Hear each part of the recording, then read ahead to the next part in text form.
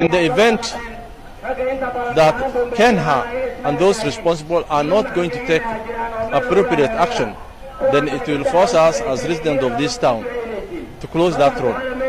The issue of Kismayo Road within Garissa town, which is the face of this town.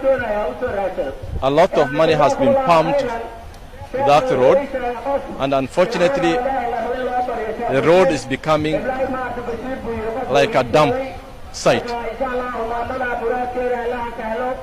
When it rains, it overflows and it carries the vehicles and the people moving around.